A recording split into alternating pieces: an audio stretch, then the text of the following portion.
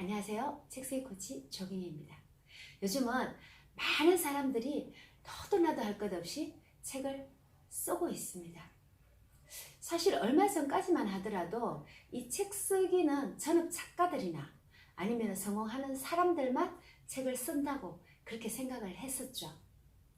그런데 지금은 오히려 그들보다 일반인들이 더 많이 책을 써내고 있는 그런 추세로 가고 있습니다. 특히 은퇴하신 분들이 자서전을 쓰기 위해서 많이 몰려오고 있죠. 자, 그렇다면 책을 쓰기 위해서 가장 중요한 것이 무엇일까요? 바로 독서입니다. 독서는 많이 하면 많이 할수록 책 쓰기에 재료가 쌓이는 것이기 때문에 아무래도 책을 쓰는데 매우 유리하게 됩니다. 그렇다면 내가 책을 많이 읽지 않았으면 이 책 쓰기도 할 수 없는 건가요? 그렇지 않습니다.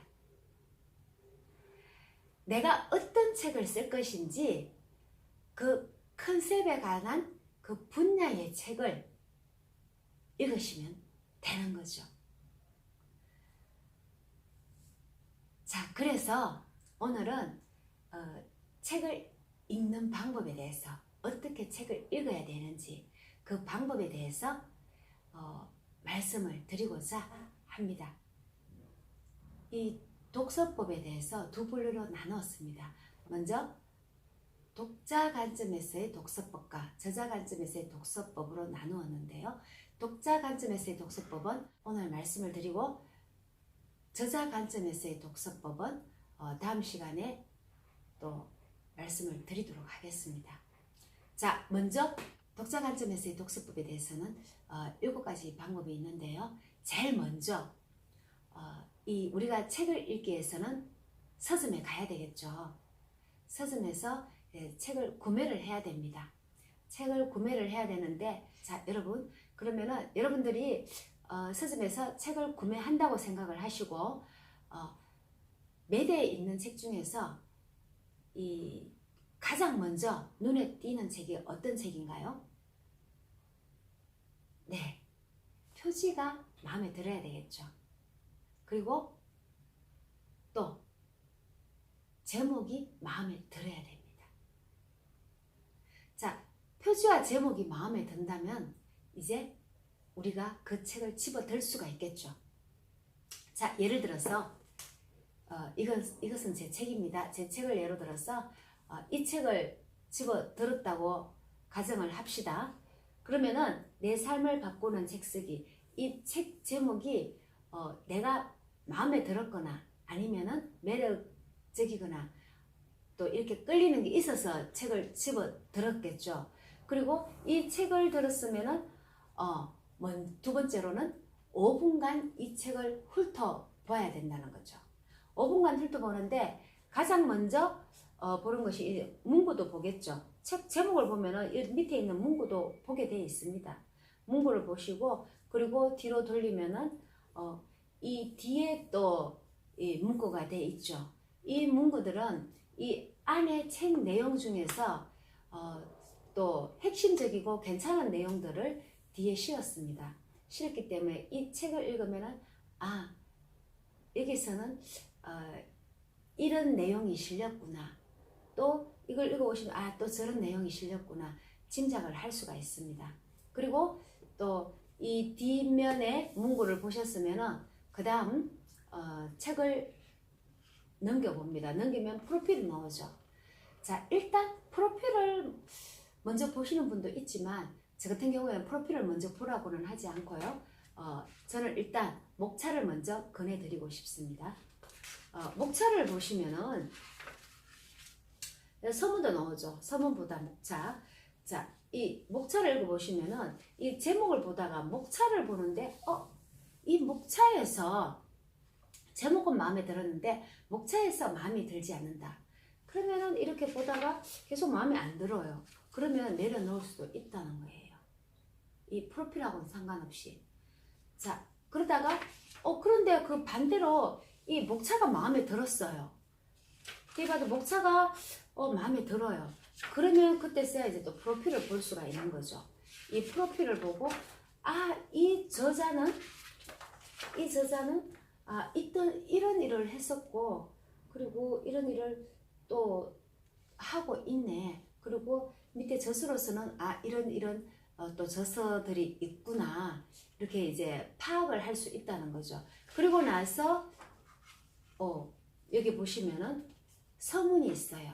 서문이 있는데 이 서문을 보시고 이 서문의 내용만 읽어도 이 책 한 권에, 이 서문이라는 것이 책 한 권 중에서 추락해놨다고 생각을 하시면 돼요.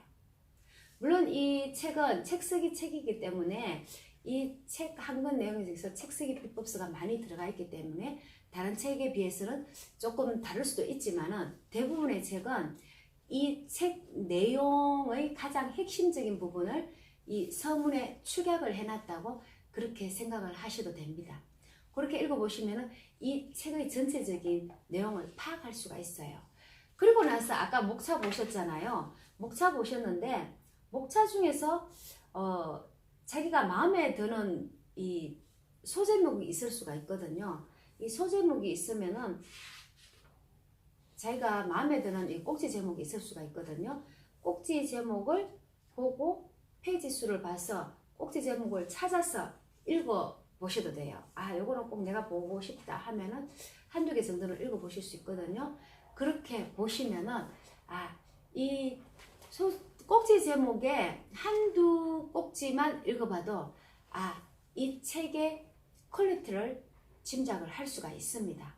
그러면 이제 마음에 들었다 하면은 이 책을 구매를 할 수가 있는 거죠. 자, 그러면은 일단 이 책을 구매를 했습니다. 그러면 세 번째로 이 책을 읽어야 되겠죠. 읽으려면 어떻게 해야 돼요? 장소, 어디에서 읽느냐가 중요하겠죠. 자, 독서 장소는 어디에서 읽든 상관하지 않습니다. 집에서 읽어도 되고요, 카페에서 읽어도 됩니다. 요즘 카페에도 책을 읽을 수 있도록 많이 배려를 해놨습니다. 과거에는 카페가 만남의 장소라고 생각을 했기 때문에 굉장히 많이 시끄러웠지만, 지금은 책을 또 읽어볼 수 있고 공부를 할 수 있도록 그렇게 많이 만들어 놨어요. 그리고 노트북도 가져가서 책을 쓸 수도 있도록 그렇게 만들어 놨기 때문에 아주 편하게 되어 있어요. 편하게 되어 있고, 사실 집에서 아무 소리 없이 고요한 속에서 책을 쓸 수도 있겠지만, 또 조그만한 소리, 시끄러운 소리가 오히려 나에게는 또 더 잘, 공부가 더 잘, 책을 더 잘 읽힐 수도 있다는 거죠. 그리고 또 카페뿐만 아니라 직장에서 책을 읽을 수도 있는 거예요. 짜투리 시간이 나면은 직장에서도 얼마든지 읽을 수 있죠. 그렇다고 해서 근무 시간에 책을 읽으라는 것은 아니고, 이 점심시간에 보면은 점심을 먹고 나서 남는 시간에 또 이야기를 많이 하잖아요. 수다를 많이 떨고 하는데 그 시간이 사실은 아깝거든요. 성공하신 분들은 이 수다 떠는 시간도 시간이지만 이 엘리베이터 타는 시간 있죠. 이 기다리는 시간도 아까워서 그 시간에 책을 읽는 사람들도 많이 있습니다. 이렇게 짜투리 시간을 활용을 하는 거예요. 그리고 또 이 직장을 또 다니다 보면은 출근 전 한 30분이나 1시간, 또 퇴근 후 시간이 남잖아요. 괜히 2차, 3차 이렇게 또 만나서 이렇게 술 마시고 하는 것보다는 또 출근 전, 퇴근 후 이 시간들을 활용을 잘 하라는 거죠. 성공하시는 분들은 아까 제가 말씀드렸지만은 그 엘리베이터 기다리는 시간도 아깝다 했잖아요. 그쵸? 그렇지만 이 차를, 자가용을 몰고 다니시는 분들이 있거든요. 그런 분들은 이 책을 읽기 위해서라도 이 자가용을 운전을 안 하시는 분들이 많아요. 오히려 그 시간에 멀리 갈 때는 기차를 타고 가잖아요. 기차를 활용해서 책을 읽거나, 그죠? 사업 때문에 뭐 더 멀리 가면 비행기를 탈 수 있죠, 그죠? 그때 또 책을 읽거나, 아니면은 가까운 곳에 왔다 갔다 하더라도 또 어떻습니까? 지하철을 타야 되잖아요. 그럴 땐 또 책을 읽을 수 있는 거죠. 책을 읽을 수도 있고, 그리고 내가 또 뭐 책을 쓸 수도 있죠. 메모를 할 수가 있는 거니까. 그렇게 하시면 되죠. 요즘은 전철을 타면은 많은 사람들이 이 책을 읽기보다 다 머리는 숙이고 있는데, 그것은 책을 읽기 위해서 머리를 숙이는 것이 아니라 다 손가락 운동, 스마트폰을 보고 손가락 운동을 하기 위해서 이렇게 머리를 숙이고 있는 사람들이 많이 있죠. 자,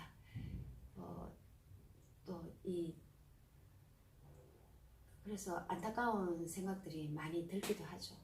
물론 또 이 스마트폰으로 사업을 하시는 분들도 많으니까 또 그런 분들은 이해를 하지만, 이 스마트폰을 통해서 TV 보는 사람들도 요즘 굉장히 많아요. 게임을 하거나 TV 보거나 또 카톡을 하고 많이 하죠. 필요하면 할 수도 있는데 거의가 다 이 머리를 숙이고 있어요. 그러니까 안타까운 생각들이 많이 듭니다. 자, 그리고 네 번째로 독서 실천법으로서는 여러분들이 책을 읽을 때 어떻게 책을 읽냐 하면은 펜을 들고 읽으시면 좋아요. 사람마다 조금씩 차이는 나겠지만 대체적으로 보통 사람들은 다 이렇게 펜을 들고 책을 읽는 것이 좋습니다. 그리고 펜을 들고 책을 읽다가 중요한 것이 있으면은 또 줄을 끊고 더 중요하면 별표도 칠 수 있겠죠. 그렇게 하고 다시 한 번 더 읽고 싶다면은 또 형광펜으로 이렇게 할 수도 있는 거고요. 그리고 이 책을 읽으면서 이 책 속에 이 글귀를 통해서 내가 영감을 받을 수도 있거든요. 영감을 받아서 아이디어가 막 떠오를 때 그때 메모를 해 두셔야 된다는 거예요. 자, 메모는 어디에 하느냐 하면은 바로 책 여백에다 하세요. 여백에다 해야지만이 내가 바로바로 이 책을 통해서 이런 아이디어가 떠올랐구나를 알 수가 있다는 거예요. 그리고 또 책을 읽다 보면은 내가 이 책 내용은 굉장히 괜찮다, 또 다시 한 번 더 보고 싶다, 아니면 이 책 내용을 내가 활용하고 싶다, 이럴 때는 귀퉁이 적기를 해 두는 것도 괜찮겠죠.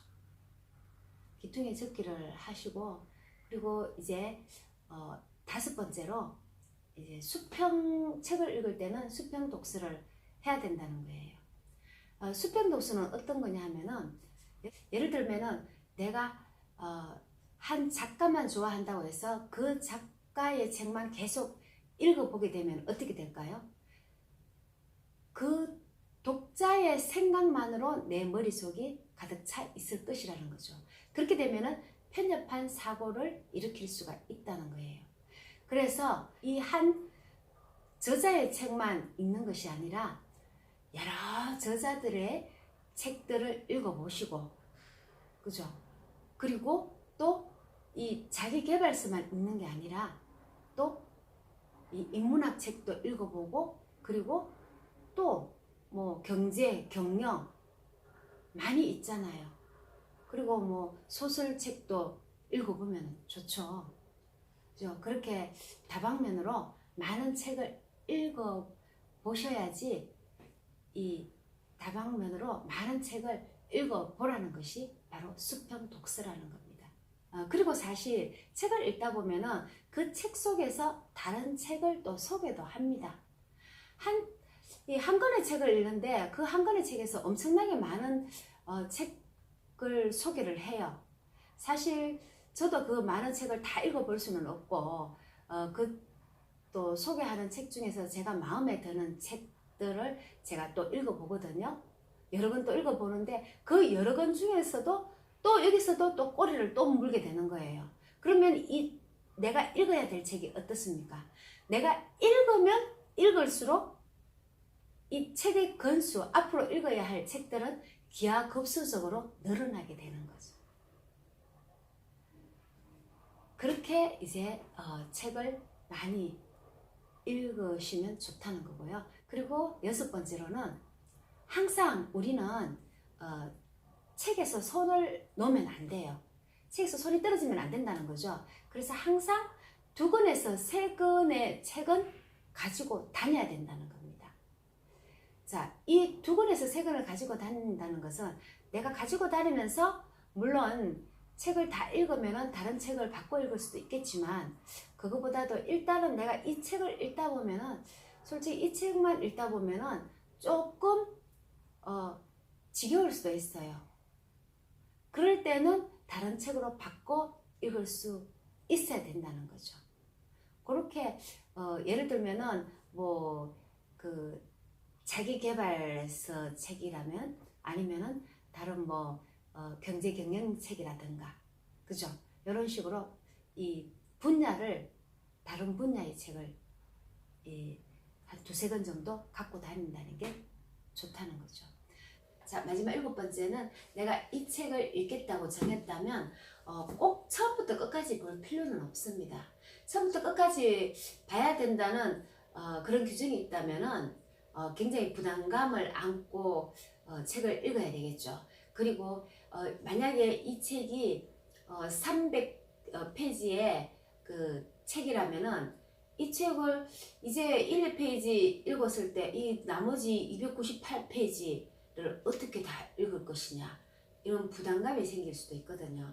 그래서 책을 자기계발서인 경우에는 꼭 처음부터 끝까지 읽지 않아도 책의 내용을 충분히 파악하고 이해를 할 수가 있습니다. 왜냐하면 자기계발서나 입문서, 뭐 경제경영뿐만 아니라 이런 대중서들은 크게 이 소설책과는 달리 소설책은 줄거리가 있기 때문에 줄거리를 뛰어넘고 읽으면은 잘 이해가 되지 않잖아요. 그런데 이 자기계발책은 각 꼭지 제목에 따른 내용마다 다 각각 분리가 되어 있기 때문에 충분히 이해가 가능한 거죠.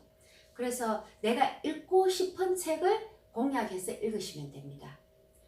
내가 이 책이 마음에 들면은 이 책부터 읽고 그리고 거꾸로 읽고 싶으면 거꾸로 읽어도 상관없어요. 뭐 뒤에가 뭐 재미있을 것 같으면 뒤에서부터 읽고 아니면 내가 이 재미있는 책 그 꼭지 제목만 골라서 이제 뭐 덤성덤성 이렇게 읽으셔도 상관은 없다는 말이죠. 내가 여기서 충분한 값어치를 뽑아내면은 이 책을 한 권을 읽은 거나 마찬가지입니다. 그래서 처음부터 끝까지 다 읽어야지만이 꼭 한 권을 다 읽었다고 하지는 않고 내가 필요한 부분만 충분히 습득을 하면은 이 책을 한 권 다 읽은 거나 마찬가지이죠. 제가 또 실례를 하나 들면은 유명한 작가의 집을 그 기자가 방문을 했었어요. 인터뷰하기 위해서. 그래서 거실로 들어서는데 이 거실이 완전 이 책으로 꽉 찼어요. 책꽂이처럼 이렇게 쫙 돌아져 있는데 그 많은 책에서 이 기자가 놀라서 이 책들을 다 읽었습니까? 라고 또 여쭤봤더니 이 또 유명 작가분은 다 읽었다고 말씀을 하시는 거예요. 그래서 이 기자분이 자기가 가고 싶은 대로 덤성덤성 가더니만은 한 권을 꺼내서 질문을 하는 거예요. 질문을 하는데 이 유명 작가가 대답을 못한 거죠.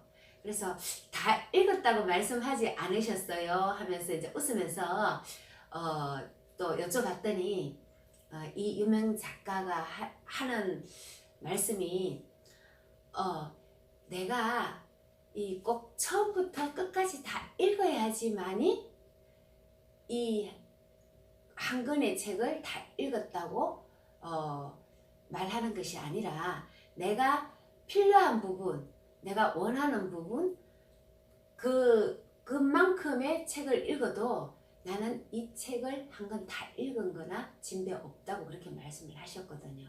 그때서 이제 기자분이 고개를 끄덕끄덕 하셨거든요. 그렇습니다. 우리 인간은 이 망각의 동물이에요. 이 처음부터 끝까지 자세하게 다 구석구석 파서 읽는다 하더라도 이 내용 다 알 수가 없어요. 그래서 이 책에서 내가 원하는 부분만 얻어내면은 이 책의 값어치는 충분히 다 한 것으로 그렇게 생각을 하시면 될 것입니다. 자, 독자의 입장에서 이렇게 1번부터 7번까지 다 적용을 해서 책을 읽게 된다면 여러분들도 지겨움 없이 즐거운 마음으로 책을 읽을 수 있을 것이고, 그리고 또 책과도 좀 더 친해질 수 있는 그런 계기가 생길 수 있겠죠. 자, 오늘은 독자 관점에서의 책을 읽는 방법을 말씀을 드렸고, 다음 시간에는 저자 관점에서의 또 책 읽는 방법은 어떤 것이 있는지 알아보도록 하겠습니다. 감사합니다.